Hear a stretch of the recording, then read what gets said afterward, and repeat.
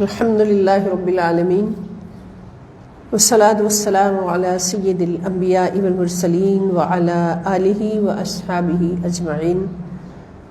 اعوذ باللہ من الشیطان الرجیم، بسم اللہ الرحمن الرحیم۔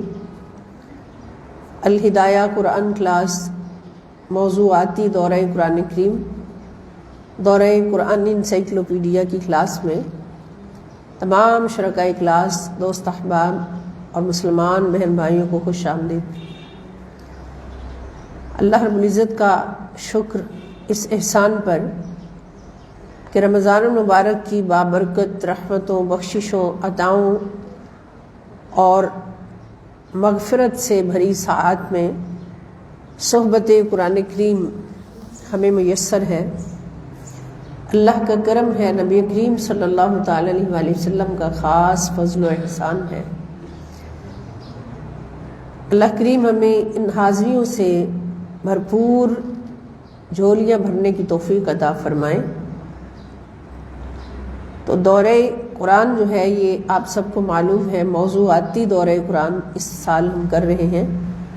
تو ہمارا یہ موضوع جو چل رہا ہے وہ ایمان کا موضوع ہے، اور ایمان آپ سب جانتے ہیں کہ شرط ہے جنت میں جانے کی، اور ایمان کے بغیر عمل قبول نہیں۔ عمل کے بغیر ایمان قبول ہے اور ہو سکتا ہے، مگر ایمان کے بغیر عمل قبول نہیں۔ اور جنت میں داخلہ ایمان کی بنیاد پر ہوگا، عمل کی بنیاد پر نہیں۔ اگر اعمال صالحہ کا ڈھیر ہوا، کوئی گناہ نہ پلے ہوا، لیکن ایمان سے خالی ہوا تو کبھی جنت میں نہیں جا سکتا۔ اور جس شخص کے پاس ایمان ہوگا، اعمال کتنے بھی ہوں، بے شک کوئی بھی عمل نہ ہو، ایمان ہوگا تو وہ آخر کار جنت میں ضرور جائے گا۔ یہ سچے نبی صلی اللہ تعالی علیہ وآلہ وسلم کا فرمان ہے۔ تو ایمان میں سب سے پہلے اللہ رب العزت کی ذات پر ایمان باللہ تعالی، اور اس کے ساتھ اللہ پاک نے، قرآن نے جو چیپٹر ہم پڑھ رہے ہیں، ہر بات ہمارے سامنے واضح ہو رہی ہے کہ ایمان باللہ مکمل نہیں ہوتا ایمان بالرسالت کے بغیر۔ اور ایمان باللہ کی بات تو تھوڑے ٹائم میں ہو گئی، لیکن ایمان بالرسالت جتنا ضروری ہے ایمان باللہ کے ساتھ، یہ چیپٹر اتنا ہی وسیع ہے، قرآن نے بیان کیا۔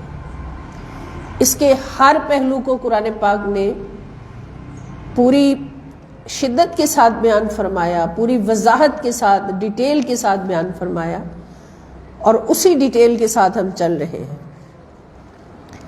کہ نبی کی ذات پر ایمان کے کیا کیا تقاضے ہیں، رسالت پر ایمان کے کیا کیا تقاضے ہیں، اور ان تقاضوں کو پورا کرنا کتنا ضروری ہے۔ اگر کوئی ایک تقاضا بھی پورا نہ ہوا تو ایمان بالرسالت نامکمل ہے، اور اگر ایمان بالرسالت نامکمل ہے تو پھر ایمان باللہ کا سوال ہی پیدا نہیں ہوتا۔ اس لیے اس موضوع کو بڑی محبت کے ساتھ سننا ہے سب نے، اور اس کو اپنے دلوں میں نوٹ کرنا ہے، اپنے ذہن و شعور میں نوٹ کرنا ہے، اپنے عقل و شعور میں نوٹ کرنا ہے، اور اپنی ڈائریوں پر بھی نوٹ کرنا ہے کہ قرآن ایمان برسالت کے بارے میں کیا کیا فرماتا ہے۔ اس لیے کہ اگر ایمان ہے تو قرآن ہے، ایمان ہے تو نماز ہے، ایمان ہے تو روزہ ہے، ایمان ہے تو حج ہے۔ ایمان کو مضبوط سے مضبوط کرنے کے لیے، اعلیٰ سے اعلیٰ کرنے کے لیے اس چیپٹر کو ہم نے پوری توجہ سے پڑھنا ہے۔ تو ایمان بالرسالت کے ذیل میں جو تقاضے آتے ہیں، ان میں حضور علیہ السلام کی شان و عظمت، حضور کی رفعت جو قرآن نے بیان فرمائی، اور اس کو بھی قرآن نے کھول کھول کے بیان کیا کہ حضور کی ہر عظمت پر ایمان لانا ہے۔ اس کے علاوہ ہر اس پہلو کو بھی قرآن نے بیان کیا کہ اگر کوئی حضور کا انکار کرتا ہے تو وہ کیا ہے اور اس کا انجام کیا ہوگا۔ حضور کی کسی بھی عظمت کا انکار کرتا ہے، کسی معجزے کا انکار کرتا ہے، یا حضور علیہ السلام کی نبوت میں کوئی بھی نقص نکالتا ہے تو اس کا مقام کیا ہوگا؟ وہ کبھی بھی ایمان والا نہیں ہو سکتا۔ تو اس ذیل میں حضور نبی اکرم صلی اللہ علیہ وسلم کے بارے میں قرآن نے جو موضوع ہمیں دیے ہیں، ان میں سے آج جو موضوع ہم پڑھ رہے ہیں وہ ہے رفع الشبہات الواردہ من قبل المنکرین والمشرکین حول ذات النبی صلی اللہ علیہ وآلہ وسلم والاستدلال القرآنی۔ یہ جن کے پاس اللہ کے فضل سے انسائکلوپیڈیا کا سیٹ موجود ہے اور وہ جلد لے کر بیٹھے ہیں تو جلد نمبر 2 ہے، اور صفحہ نمبر جو میرے پاس سیٹ ہے اس میں 1121 ہے جو آج ہم پڑھ رہے ہیں۔ تو حضور نبی اکرم صلی اللہ علیہ وسلم پر منکرین اور مشرکین کے اعتراضات اور قرآنی استدلال، یہ ہمارا موضوع ہے۔ اس میں سب سے پہلے ہم پڑھیں گے حوالہ کہ معجزہ شق القمر پر کفار کی طرف سے اعتراض۔ کفار نے جو شق القمر، چاند کا شق ہونا، 2 ٹکڑے ہونا، اس پر جو اعتراض کیا، سورۃ القمر ہے آیت نمبر 1 اور 2۔ فرمایا اقتربت الساعة وانشق القمر وَإِن يَرَوْا آيَةً يُعْرِضُوا وَيَقُولُوا سِحْرٌ مُسْتَمِرٌ۔ قیامت قریب آ پہنچی اور چاند 2 ٹکڑے ہو گیا، اور اگر وہ کفار کوئی نشانی یعنی معجزہ دیکھتے ہیں تو منہ پھیر لیتے ہیں اور کہتے ہیں کہ یہ تو ہمیشہ سے چلا آنے والا طاقتور جادو ہے۔ یعنی حضور چاند کے 2 ٹکڑے کر کے دکھاتے ہیں ان کے کہنے پر ہی، لیکن آخر کار وہ کیا کہتے ہیں کہ یہ تو بڑا ماہر جادوگر ہے، کھلا جادو ہے یہ۔ تو اس پر تعلیق لگائی ہے حضور شیخ الاسلام نے کہ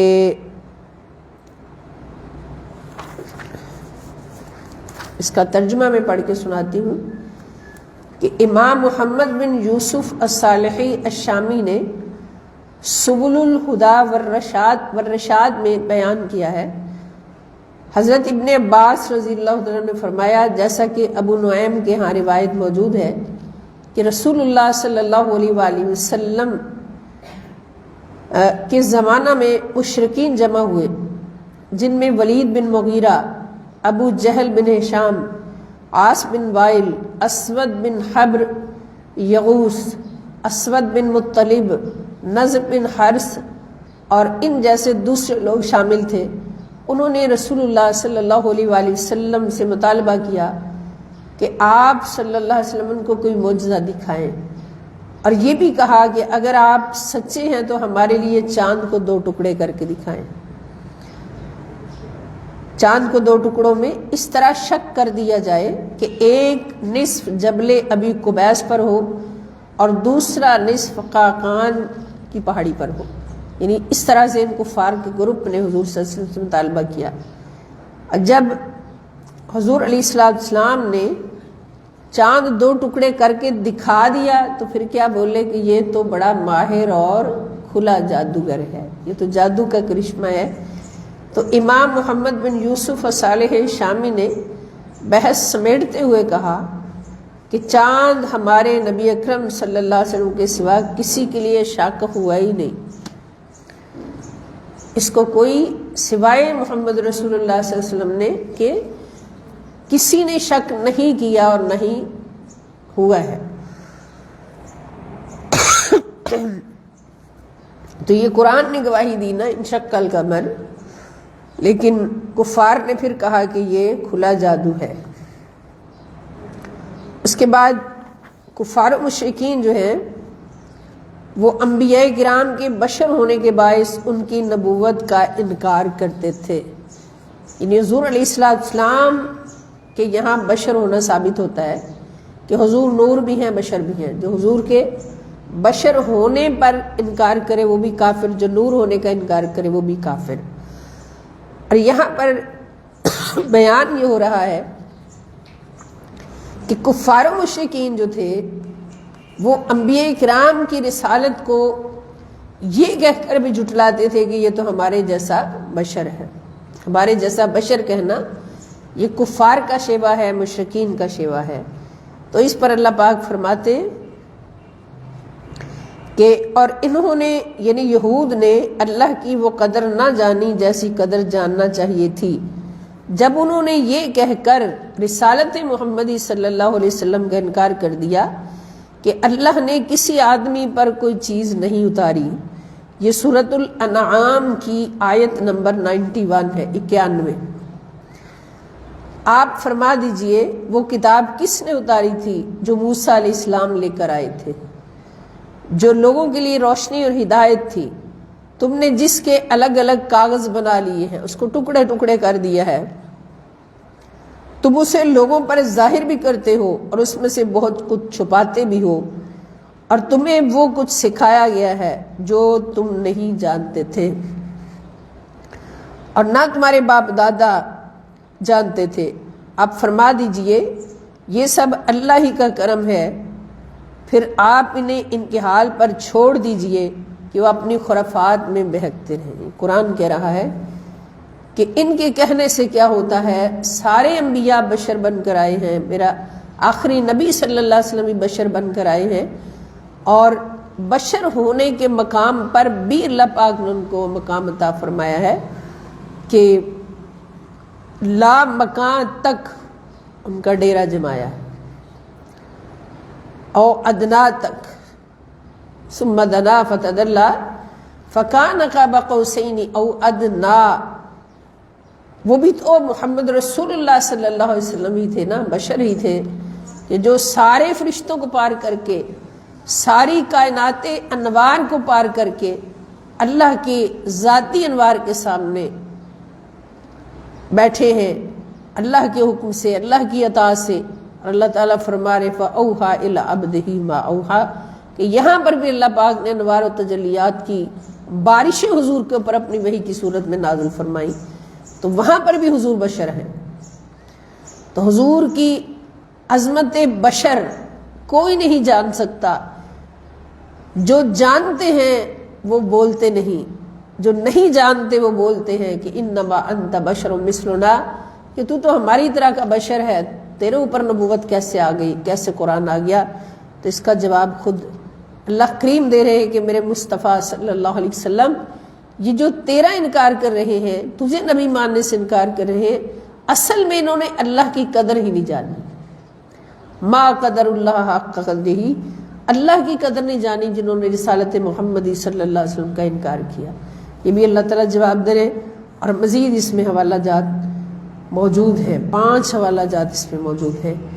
اس کے بعد انبیاء کرام کے بشر ہونے پر اعتراض کرنا منکرین کی قدیم روش ہے. یعنی اللہ کے نبی کو بشر کہہ کر اس کا انکار کر دینا، تو یہ منکرین کی پرانی روش ہے. اور ان کا جو مرشد ہے، مرشد اعظم، وہ ابلیس ہے، شیطان ہے، جس نے سب سے پہلے کہا تھا کہ یہ تو بشر ہے جس کو تو نے مٹی سے بنایا، اور مجھے تو نے آگ سے بنایا، میں اس کو سجدہ کیوں کروں. تو اس نے بھی بشر کہہ کر سجدہ کرنے سے انکار کیا تھا. تو اس کا اللہ کریم فرماتے ہیں سورۃ المومنون میں کہ اور ان کی قوم کے بھی وہی سردار اور وڈیرے بول اٹھے جو کفر کر رہے تھے کافروں مشرکین میں سے، اور آخرت کی ملاقات کو جھٹلاتے تھے، اور ہم نے انہیں دنیوی زندگی میں مال و دولت کی کثرت کے باعث آسودگی بھی دے رکھی تھی.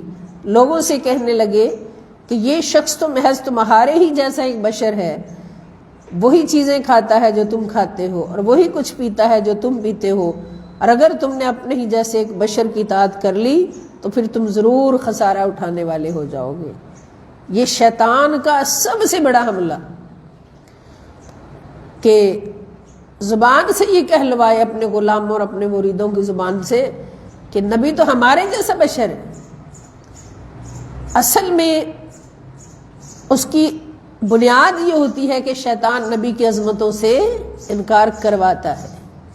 نبی کی عظمتوں سے انکار کرنے کے لیے ضروری ہے کہ اس کو اپنے جیسا بشر کہا جائے، کہ جو عظمتیں ہمیں نہیں ملی وہ اس کو کیسے مل گئیں۔ بنیاد یہ ہوتی ہے کہ ان کے دلوں سے نبی پاک صلی اللہ علیہ وسلم کی محبت نکالی جائے۔ تو اپنے جیسا بشر کہنا تو یہ منکرین اور مشرکین کی پرانی روش ہے، اور ان کا مرشد جو ہے وہ شیطان ہے۔ اس کے بعد سرداران قریش مکہ کی خواہش کہ ایسی رسالت ہمیں کیوں نہیں ملی جو رسول اللہ صلی اللہ علیہ وآلہ وسلم کو عطا ہوئی۔ اب دیکھیے حضور علیہ السلام کی حیات طیبہ کے حضور پر ایمان کے ذیل میں ہر پہلو کو اللہ تعالیٰ کھول کھول کے بیان فرما رہے ہیں کہ فلاں نے اس طرح کہا میرے نبی کے بارے میں، اس کا یہ انجام ہے، فلاں نے اس طرح کہا اس کا یہ انجام ہے، تاکہ ہر مومن اس کا خیال رکھے اور پھونک پھونک کے قدم اٹھائے کہ نبی پاک صلی اللہ تعالی علیہ وسلم کی شان والا صفات بہت ہی نازک مقام ہے کہ ادب گاہست زیر آسماں از عرش نازک تر، نفس گم کردہ می آید جنید و با یزید اینجا۔ تو یہاں پر کس طرح سے بیٹھنا ہے، کس طرح سے اٹھنا ہے، سارا کچھ ہم پڑھ چکے ہیں سورہ حجرات کے حوالے سے، کہ اللہ تعالیٰ اپنے نبی صلی اللہ علیہ وآلہ وسلم کی بارگاہ کا ایک ایک قدم کا ادب جو ہے وہ خود سکھا رہے ہیں۔ تو یہاں پر اللہ پاک فرما رہے ہیں کہ سرداران قریش کی جو خواہش تھی کہ یہ رسالت، یہ نبوت ہمیں کیوں نہیں ملی، تو اس پر سورۃ الانعام میں اللہ تعالیٰ فرماتے ہیں اور جب ان کے پاس کوئی نشانی آتی ہے، قریش مکہ مشرکین اور منافقین کے پاس، کافرین کے پاس، تو کہتے ہیں ہم ہرگز ایمان نہیں لائیں گے یہاں تک کہ ہمیں بھی ویسی ہی نشانی دی جائے جیسی اللہ کے رسولوں کو دی گئی، ویسی نشانی ہمیں دی جائے۔ اللہ خوب جانتا ہے کہ اس سے اپنی رسالت کا محل کسے بنانا ہے۔ اللہ تعالیٰ خوب جانتا ہے کہ واللہ اعلم حیث یجعل رسالتہ، اللہ خوب جانتا ہے کہ اس نے اپنی رسالت کس کو عطا کرنی ہے، جس کو اس نے اس قابل بنایا ہے۔ ان قریب مجرموں کو اللہ کے حضور ذلت رسید ہوگی اور سخت عذاب بھی ملے گا، اس وجہ سے کہ وہ مکر اور دھوکہ دہی کرتے تھے۔ یعنی حضور علیہ السلام کی رسالت پر حسد کرنے والے اور خود یہ چاہنے والے کی رسالت ہمیں کیوں نہیں ملی، تو اللہ پاک فرماتے ہیں بہت بڑے دھوکہ باز ہیں، بہت بڑے مکار ہیں، ان کی سزا جہنم ہے، سخت عذاب ہے جہنم کا۔ پھر سورۃ الزخرف آیت نمبر 31 میں فرماتے ہیں اور کہنے لگے یہ قرآن مکہ اور طائف کی دو بستیوں میں سے کسی بڑے آدمی یعنی کسی وڈیرے سردار اور مالدار پر کیوں نہیں اترا۔ کفار مکہ یہی کہتے تھے نا حضور کی شان میں کہ ان کے گھر میں تو کھانے کے لیے ایک روٹی نہیں ہے، تو یہ کیسے نبی ہو سکتے؟ آخری نبی وہ ہوتا کہ جو ارب پتی ہوتا، بڑے بڑے محلات کا مالک ہوتا، یہ ہوتا وہ ہوتا۔ تو اس پر اللہ پاک نے ان کی سرزنش فرمائی اور حضور فرماتے کہ اگر اللہ کی نظر میں اس دنیا کی قدر، اس دنیا کے مال و دولت کی قدر ایک مچھر کے پر کے برابر بھی ہوتی، مچھر کے پر کے سے ہلکی کوئی چیز نہیں ہے، مچھر کے پر کے برابر بھی ہوتی، تو اللہ تعالیٰ فرماتے میں کافر کو ایک ذرہ بھی عطا نہ کرتا۔ یعنی اگر اتنی اہمیت ہوتی، اتنی بھی اہمیت ہوتی مال و دولت دنیا کی اللہ کی نظر میں، تو کافر کو ایک ذرہ بھی عطا نہ کرتا۔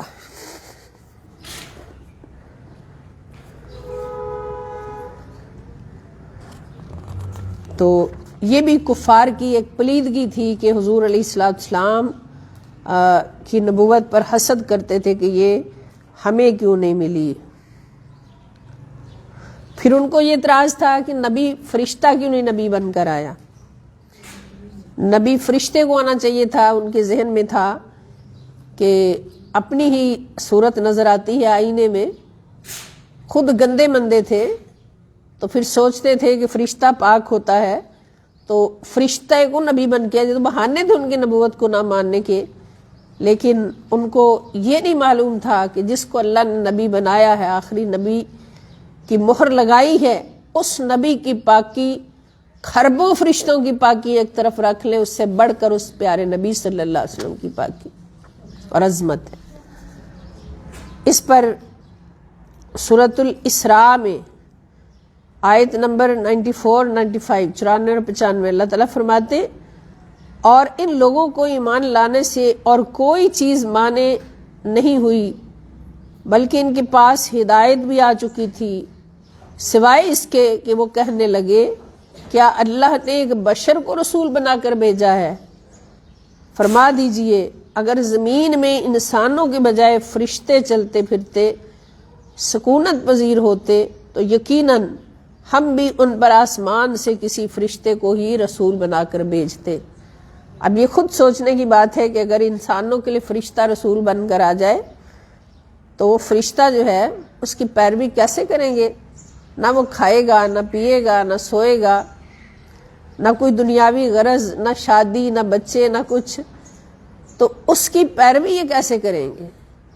انسان ہے اور انسانوں کی زندگی کے ساتھ جو جو باتیں ریلیٹ ہیں وہ ایک انسان ہی کر کے دکھا سکتا تھا، انسانوں کے لیے انسان ہی اسوہ حسنہ بن سکتا تھا، انسانوں کے لیے انسان ہی اپنی سیرت اور اخلاق کا نمونہ پیش کر سکتا تھا کہ ایک انسان نے اعلیٰ کیسے ہونا ہے، تو پھر ضروری تھا کہ وہ بشر ہی ہوتا، بشریت میں، عالم بشریت میں بشر ہی نبی بن کر آتا۔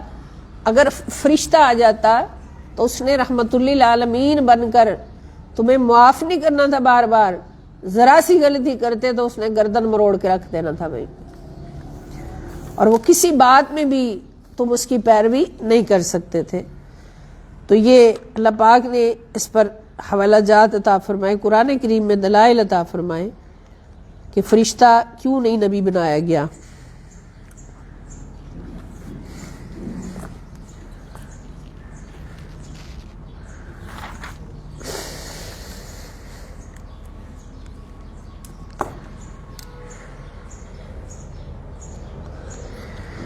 اس پر بھی تعلیق لگائی حضور شیخ الاسلام نے کہ رسالت محمدی صلی اللہ علیہ وسلم پر اعتراض پر کہ حضور نبی اکرم صلی اللہ علیہ وسلم کا اپنا منتخب کردہ سادہ معیار زندگی جو عام انسانوں کی طرح تھا، یعنی ہے خاتم النبیین افضل الانبیاء صلی اللہ علیہ وآلہ وسلم، لیکن آپ کا جو طریقہ زندگی تھا، طریقہ حیات تھا، وہ بالکل عام سادہ معیار زندگی کا طریقہ تھا، سادہ انسانوں کی طرح، کفار کے نزدیک رسول ہونے کے منافی تھا۔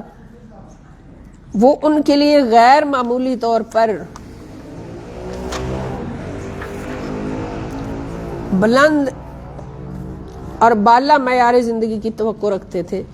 یعنی حضور علیہ السلام کی رسالت پر کیوں وہ اعتراض کرتے تھے کہ حضور علیہ السلام کا طریقہ زندگی جو ہے وہ بالکل عام انسان ہے، جیسے ہمارے جیسا غریب بھی حضور کی پیروی کر سکے، ایک امیر ہے وہ بھی حضور کی پیروی کر سکے، بھوک میں 3 دن گزارنے والا وہ بھی حضور علیہ السلام کی پیروی کر سکے، یعنی اس کے لیے بھی ہر بندے کے لیے حضور کی ذات والا صفات میں سنت موجود ہو، سیرت موجود ہو، نمونہ موجود ہو۔ لیکن کفار یہ سوچتے تھے کہ نبی وہ ہوتا کہ ہم تو اتنے مالدار ہیں، ہم اتنے یعنی امیر ہیں، تو ہم بھی اس طرح کی زندگی گزارتا جیسی ہم گزارتے، پھر ہم کہتے کہ ہم اس کی پیروی کر رہے ہیں۔ تو یہ ان کی بہت ہی غلط خیالی تھی، گری ہوئی سوچ تھی۔ تو اللہ تعالیٰ نے اس کا جواب دیا۔ اللہ پاک نے فرمایا سورۃ الفرقان میں آیت نمبر 20، اور ہم نے آپ سے پہلے رسول بھیجے مگر وہ بھی کھانا بھی یقیناً کھاتے تھے، جو بھی رسول بھیجے وہ کھانا بھی کھاتے تھے اور بازاروں میں بھی حسب ضرورت چلتے پھرتے تھے، اور ہم نے تم کو ایک دوسرے کے لیے آزمائش بنایا ہے، کیا تم آزمائش پر صبر کرو گے؟ اور آپ کا رب خوب دیکھنے والا ہے۔ اپنے حبیب علیہ السلام سے اللہ تعالیٰ فرما رہے کہ آپ کے لیے یہ آزمائش ہے یہ لوگ، تو آپ اس پر صبر فرمائیں۔ اور پھر اللہ تعالیٰ فرما رہے ہیں کہ اگر کوئی فرشتہ بھی نبی بن کر آ جاتا تو یہ مشرکین کی خصلت ہے کہ پھر بھی ایمان نہ لاتے۔ سورۃ الانعام میں اللہ تعالیٰ فرما رہے ہیں اور اگر ہم رسول کو فرشتہ بناتے تو اسے بھی آدمی ہی کی صورت میں بناتے، اور ہم ان پر تب بھی وہی شبہ وارد کر دیتے جو شبہ وہ اب کر رہے ہیں، یعنی اس کی بھی ظاہری صورت دیکھ کر کہتے کہ یہ ہماری مثل بشر ہے۔ یعنی فرشتہ بھی اگر بھیجا جاتا تو اس کو شکل بشر میں ہی بھیجنا تھا نا، انسانوں کی طرف ایک فرشتہ آ جاتا تو اس فرشتے کے جسم سے پوری دنیا بھر جانی تھی، ایک فرشتے کے جسم سے، تو انسانوں کا کیا بنتا؟ فرشتہ اپنی اصل صورت میں تو بھیجا ہی نہیں جا سکتا تھا، تو آخر کار اس کو بشر بنا کر ہی اللہ پاک نے بھیجنا تھا، ہوتا وہ فرشتہ اور اس کو بشر میں کنورٹ کر کے بھیج دیا جاتا تو مشرکین نے پھر بھی یہی کہنا تھا کہ یہ تو بشر ہے ہماری طرح کا، اس کو بھی رسول نہیں ماننا تھا۔ پھر ایک بڑا اہم پہلو ہے حضور علیہ السلام کی شان والا صفات کا کہ کفار کی ایمان نہ لانے پر حضور نبی اکرم صلی اللہ علیہ وسلم کی افسردگی اور اللہ تعالیٰ کی طرف سے آپ کو تسلی اور تشفی، یعنی حضور علیہ السلام رحمت للعالمین ہے، اللہ کی سب سے بڑی رحمت، سارے جہانوں کی رحمت، اور حضور علیہ السلام کا قلب مبارک اتنا نرم ہے کہ کوئی دشمن بھی دوزخ کی طرف جا رہا ہے تو حضور رو رہے ہیں، دشمنوں کے لیے بھی دعا فرما رہے ہیں۔ جیسے ابو جہل کا بیٹا بہت خوبصورت تھا کرما، اس پہ نظر پڑی، اس نے راستہ چھوڑنا چاہا جس راستے سے حضور آ رہے تھے، لیکن حضور نے فرمایا کرما میرا دل تڑپتا ہے کہ تجھ جیسا اتنا حسین نوجوان دوزخ میں جائے، اللہ تعالیٰ تجھے دوزخ سے بچنے کی توفیق دے۔ تو یہ حضور علیہ السلام کی تڑپ ہے، رحمت للعالمین والی تڑپ ہے کہ حضور تڑپتے ہیں، دعائیں کرتے ہیں، رو رو کے دعائیں کرتے ہیں، تاریخ بڑی پڑی ہے مثالوں سے، اور پھر کفار جو ہیں مشرکین جو ہیں وہ ریجیکٹ کرتے ہیں۔ جیسے حضور نے سب سے پہلی دعوت دی، ابو جہل نے ریجیکٹ کیا، ابو لہب نے ریجیکٹ کیا، اور لشکر کثیر کفار کا اس نے ریجیکٹ کیا۔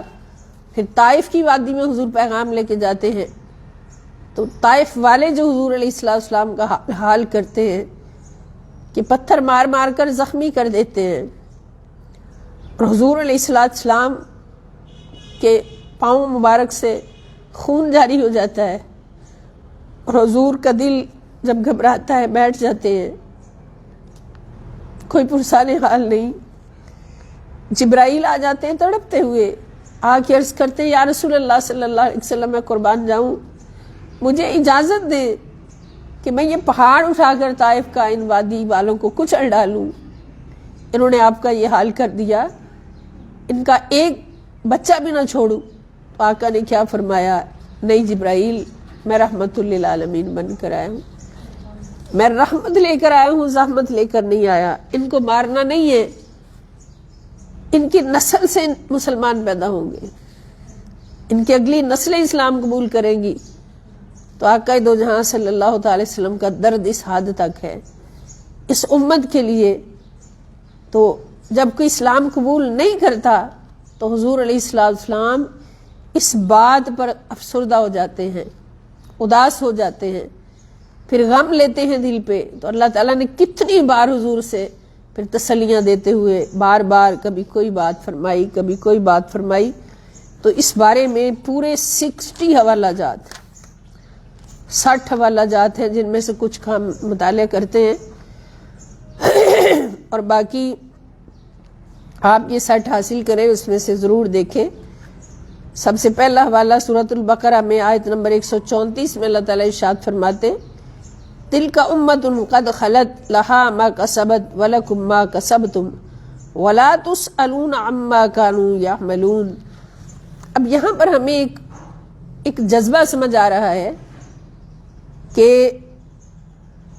ایک وہ ہستی جس کی ڈیوٹی لگ جاتی ہے، اللہ کی طرف سے کوئی اس پر فرض عائد ہو جاتا ہے، ڈیوٹی لگ جاتی کہ آپ نے یہ کام کرنا ہے، پھر اس ڈیوٹی کو انجام کیسے دینا ہے پورے احساس کے ساتھ، اب حضور علیہ السلام خاتم النبیین ہیں، قیامت تک آنے والے ہر انسان کے لیے رسول اور نبی بن کر آئے ہیں، تو حضور کی ڈیوٹی قیامت تک انسانوں پر ہے۔ اور اس ڈیوٹی پر حضور علیہ السلام کتنے غم زدہ اور کتنے ہر وقت محنت مشقت۔ تو اب یہ ڈیوٹی حضور علیہ السلام کی کہ سب کو دوزخ سے بچانا ہے، جنت کی طرف لے کے جانا ہے، اور حضور اس غم میں گھل رہے ہیں۔ لیکن اللہ پاک نے فرما دیا کہ سونیا تو اپنی ڈیوٹی ادا کر رہا ہے، تیری ڈیوٹی میں ایک نقطہ بھی فرق نہیں ہے، بس تیری تسلی کے لیے اللہ پاک فرما رہے ہیں وہ ایک امت تھی جو گزر چکی، ان کے لیے وہی کچھ ہوگا جو انہوں نے کمایا، اور تمہارے لیے وہ ہوگا جو تم کماؤ گے، اور تم سے ان کے اعمال کی باز پرس نہیں کی جائے گی۔ یعنی اب آپ کی ڈیوٹی پوری ہو گئی، آپ کا فرض پورا ہو گیا، آپ نے اپنا پیغام اپنی کلمات سے بھی، اپنے اخلاق سے بھی، اپنے کردار سے بھی، زبانی بھی اور پریکٹیکل صورت میں بھی، ہر صورت آپ نے اپنا پیغام پورا فرما دیا ہے۔ اب جو نہیں مانیں گے وہ اپنا بوجھ خود اٹھائیں گے، آپ اس بات سے بے فکر رہے۔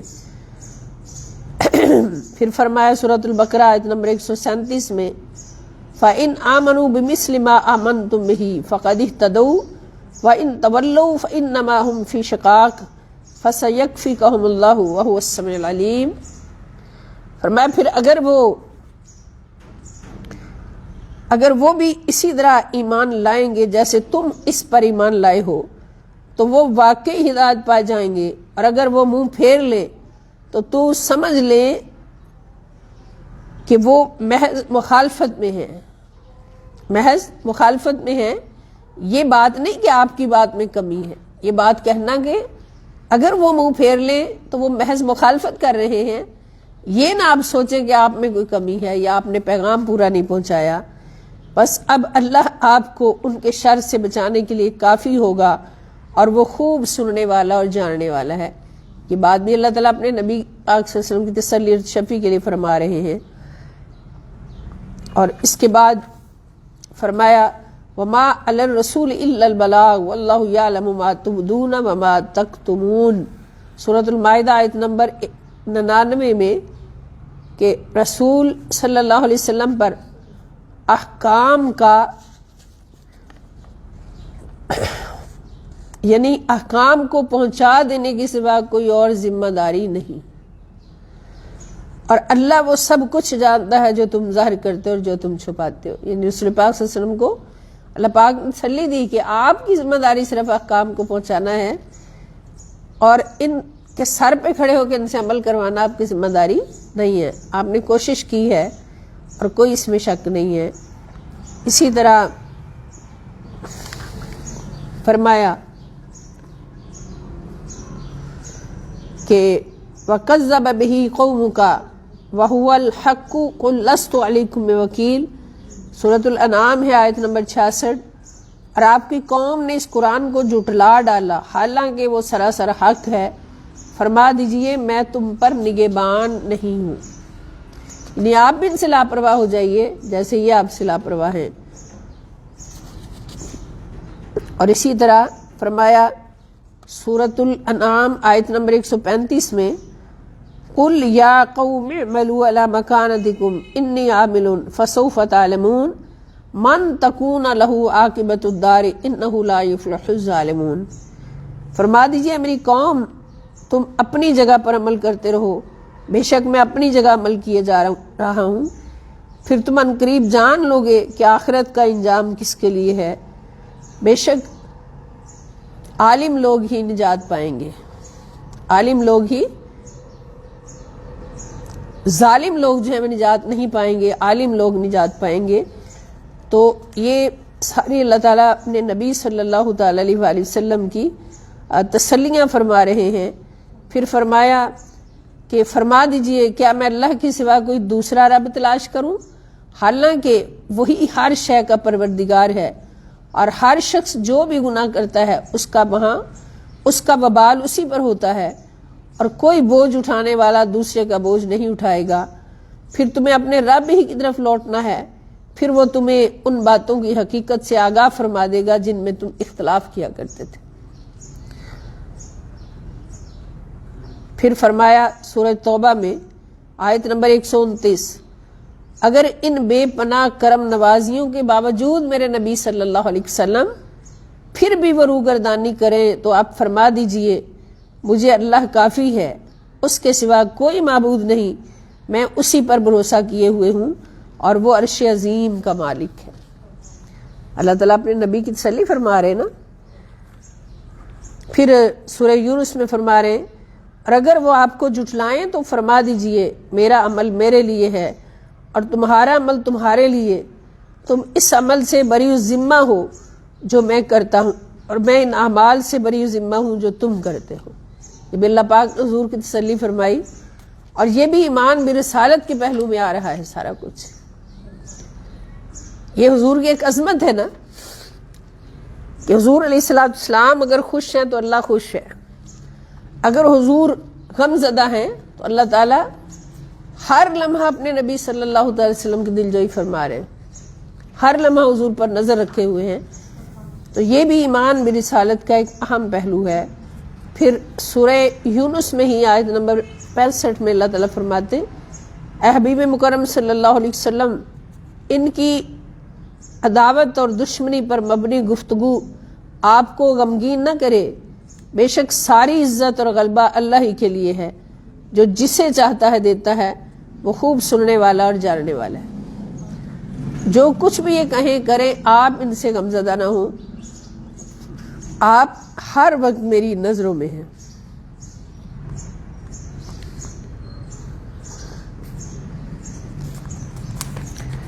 اسی طرح فرمایا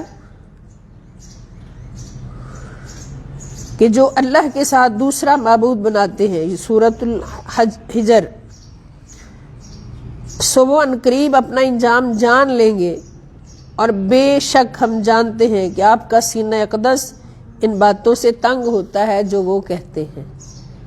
یعنی آپ اپنا سینہ اقدس تنگ نہ کیا کریں. یہ سورہ حجر ہے، آیت نمبر 96 اور 97. اور اس سے آگے سورہ نحل کی آیت ہے 37 نمبر. اللہ تعالیٰ فرماتے ہیں اگر آپ ان کے ہدایت پر آ جانے کی شدید طلب رکھتے ہیں، ان تحریص علیہم علی ہداہم، اگر آپ حریص ہیں ان کی ہدایت پر آ جانے پر، تو آپ اپنی طبیعت مطہرہ پر اس قدر بوجھ نہ لائیں. ہائے ہائے، بے شک اللہ جسے گمراہ ٹھہرا دیتا ہے اسے ہدایت نہیں فرماتا، اور ان کے لیے کوئی مددگار نہیں ہوگا. یہ بھی اپنے نبی کی تسلی کے لیے. پھر سورۃ النحل میں فرمایا آیت نمبر 82 میں فَإِن تَوَلَّوْا فَإِنَّمَا عَلَيْكَ الْبَلَاغُ الْمُبِينُ، سو اگر پھر بھی وہ روگردانی کریں، اور اے نبی صلی اللہ علیہ وسلم آپ کا ذمہ تو صرف میرے پیغام اور احکام کو صاف صاف پہنچا دینا ہے. یہ منہ پھیرتے ہیں جائیں جہنم میں، آپ ان کی طرف دیکھیں بھی نہیں، آپ کے ذمے صرف پیغام پہنچانا ہے. اور پھر سورہ کہف کے اندر اللہ تعالیٰ اتنا پیارا انداز اپنے پیارے نبی صلی اللہ تعالی علیہ وآلہ وسلم کے لیے کہ حضور پتہ نہیں کتنے غمزدہ ہوں گے اس وقت. فرمایا اے حبیب مکرم صلی اللہ علیہ وسلم، تو کیا آپ ان کے پیچھے شدت غم میں اپنی جان گلا دیں گے؟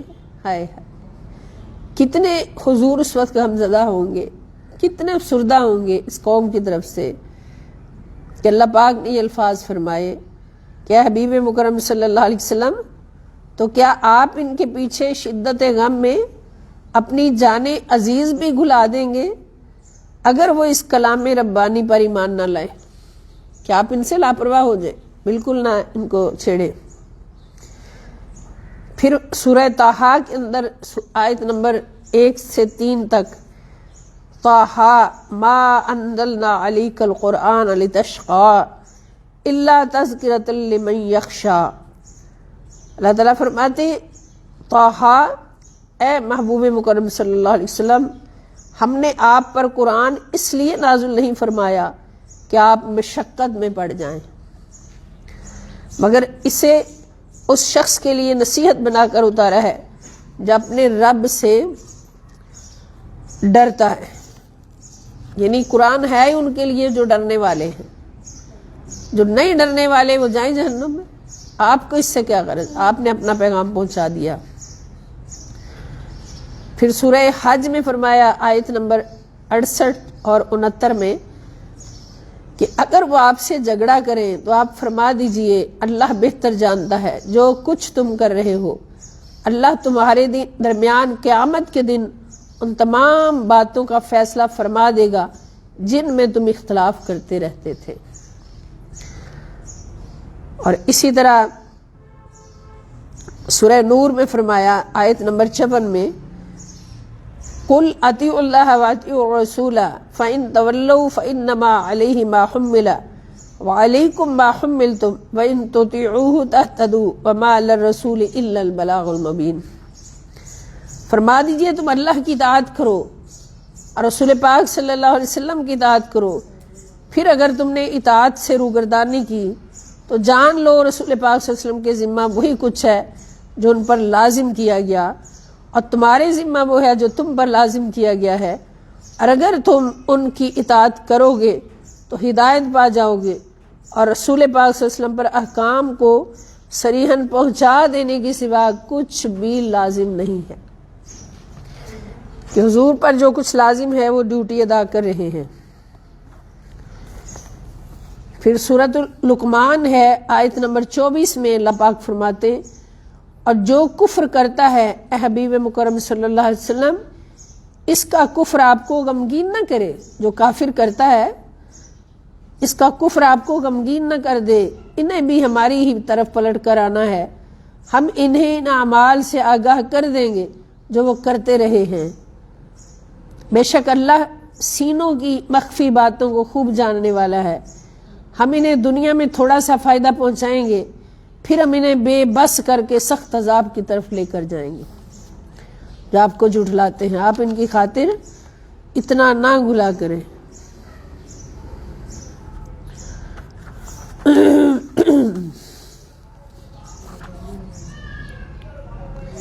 پھر سورہ یاسین میں اللہ پاک فرماتے ہیں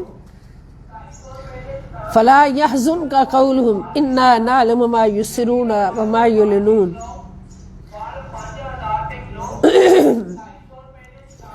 بس ان کی باتیں آپ کو رنجیدہ خاطر نہ کریں، بے شک ہم جانتے ہیں جو کچھ وہ چھپاتے ہیں جو کچھ وہ ظاہر کرتے ہیں۔ پھر فرمایا سورہ زمر میں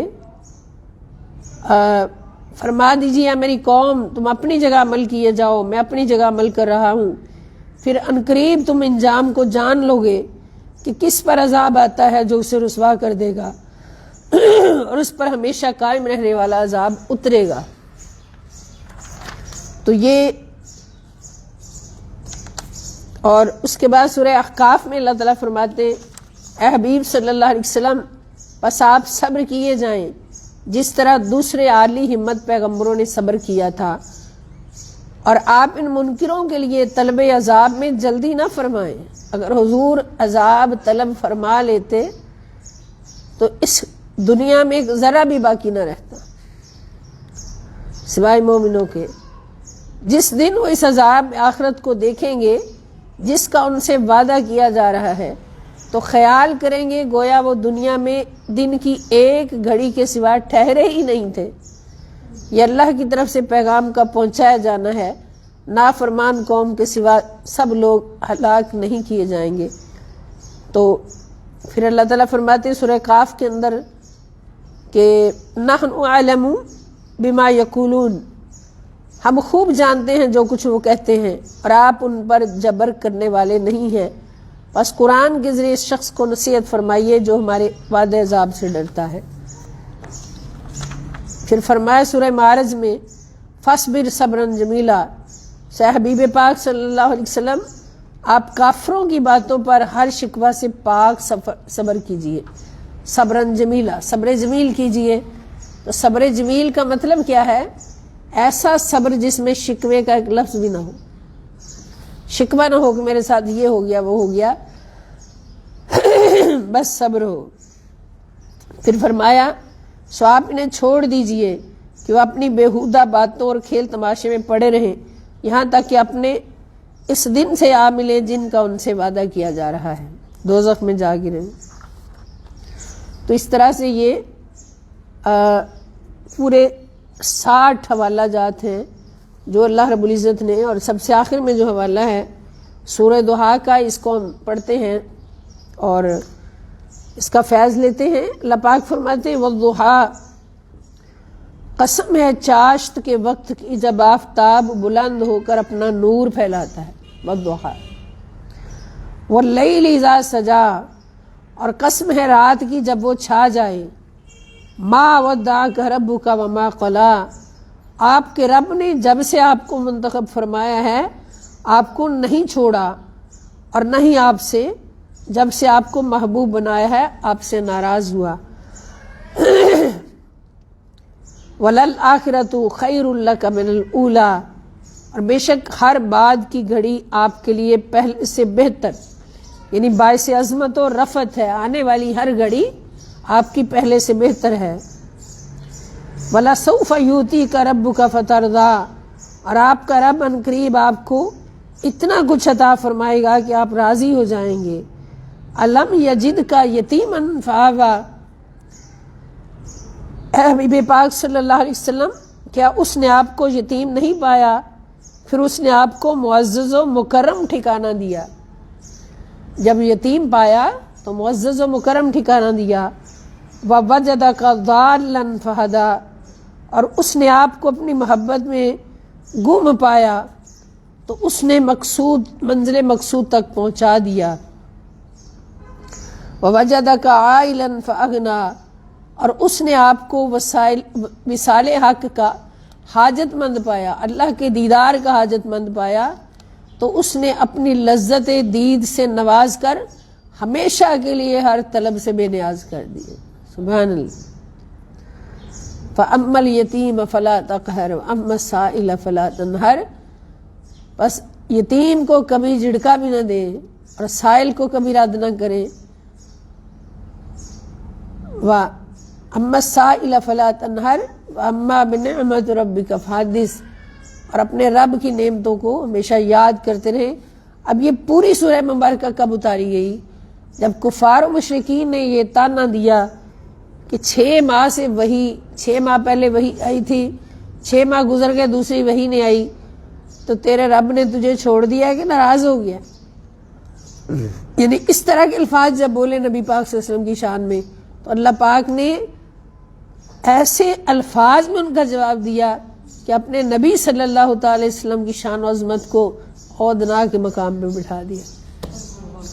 دیکھو میرا نبی میرے کتنا قریب، عودنا کا مطلب کیا کہ سب سے زیادہ قریب ہے۔ حضور کے مکھڑے کی قسم، حضور کی زلفوں کی قسم، ہائے ہائے، ذرا اندازہ کیجئے اللہ تعالیٰ کی نبی پاک صلی اللہ علیہ وسلم سے محبت کا، کہ کہیں جیسے ماں کا چھوٹا سا بچہ، بہت ہی پیارا بچہ ناراض ہو جائے تو ماں اس کو گود میں لٹا کے بالوں میں ہاتھ پھیرتی ہے، چہرے پہ ہاتھ پھیرتی ہے، اس کو چپ کراتی ہے، تسلی دیتی ہے کہ میرے سونے، میرے چاند، میرے فلاں، پیارے پیارے نام دیتی ہے کہ یہ ایسے ہوگا ایسے ہوگا، بچے کو خوش کرنے کے لیے۔ تو اللہ تعالیٰ تو ماں سے 70 گنا زیادہ محبت فرمانے والے، تو پھر اپنے نبی صلی اللہ علیہ وسلم سے اللہ کی محبتوں کا عالم، کہ اس محبت کو واضح فرمایا، اپنے الفاظ میں واضح فرمایا، نام لے کے واضح فرمایا۔ اس وقت کیسا انداز ہوگا؟ سرکار اداس بیٹھے ہوں گے تو اللہ تعالیٰ فرما رہے ہوں گے کہ میرے سونیاں تیرے اس مکھڑے دی قسم کھا کے کہنا کہ جس کے مکھڑے کے نکلنے سے دن چڑھ جاتا ہے، روشنی ہو جاتی ہے، اور تیری ان زلفوں کی قسم کھا کے کہتا ہوں جو لہرا جائیں تو رات پڑ جاتی ہے۔ ما ودعک ربک وما قلی، تیرے رب نے تجھے چھوڑا نہیں، جب سے تجھے منتخب کر لیا ہے، اپنا محبوب بنا لیا ہے، کسی لمحے نہ تجھے چھوڑا ہے، نہ تجھ سے ناراض ہوا ہے۔ یہ تو ان لوگوں کا ایک امتحان تھا جس میں یہ فیل ہوئے، اور پھر کیسی کیسی باتیں فرمائی کہ وَلَلْآخِرَةُ خَيْرٌ لَكَ مِنَ الْأُولَىٰ۔ ابھی محبوب دیکھتے تو جائیں کہ تیری آنے والی ہر گھڑی پہلی گھڑی سے بھی افضل ہوگی، ہر گھڑی تیرا درجہ بلند ہوگا، ہر گھڑی تیرا درجہ بلند ہوگا۔ تو یہاں پر حضور شیخ الاسلام اس کی وضاحت فرماتے ہیں کہ اگر کوئی کہے، فرض کرے کہ میں نبی پاک صلی اللہ علیہ وسلم کی شان سمجھتا ہوں یا جانتا ہوں، کوئی نہیں جان سکتا سوائے خدا کے، تو ہر گھڑی حضور کی عظمت بلند ہوتی ہے، حضور کا درجہ بلند ہوتا ہے اللہ کی بارگاہ سے۔ وَلَلْآخِرَةُ خَيْرٌ لَكَ مِنَ الْأُولَىٰ، اللہ درود پڑھتا ہے، نبی کے درجات بلند کرتا ہے۔ تو اس گھڑی اگر تجھے سمجھ آ گئی تو اگلی گھڑی تو حضور اور اوپر چلے گئے، پھر اگلی گھڑی اور اوپر چلے گا، اور اوپر چلے گا۔ تو ہر گھڑی کتنی ہوتی ہے؟ آنکھ جھپکنے کی دیر، ہر آنکھ جھپکنے کے بعد حضور کا درجہ بلند ہوتا ہے۔ تو کون مائی کا لال ہے جو حضور کی شان کو جان سکے، سمجھ سکے کہ اللہ کی عظمتیں مصطفیٰ جاننے اور مصطفیٰ کی عظمتیں خدا جاننے۔ اور پھر فرمایا وَلَسَوْفَ يُعْطِيكَ رَبُّكَ فَتَرْضَىٰ، سونے ابھی دیکھ تو صحیح، ساری دنیا دیکھے گی، ساری کائنات دیکھے گی، خدا کی رضا چاہتے ہیں دو عالم، خدا چاہتا ہے رضائے محمد صلی اللہ علیہ وسلم۔ تیرا خدا وہی کرے گا جو تو چاہے گا، دنیا ہو یا آخرت، میدان محشر ہو، جنت ہو، دوزخ ہو، تجھے اختیار دوں گا۔ ساری باتیں یاد کرائیں کہ ذرا بتا میرے محبوب کہ جب تجھے یتیم کیا تو کیا تجھے معزز و مکرم نہیں کر دیا؟ یتیم تو حضور ماں کے پیٹ میں ہی ہو گئے تھے، حضرت عبداللہ پہلے ہی وصال فرما گئے تھے، تو اس وقت آپ کو معزز و مکرم نہیں کر دیا؟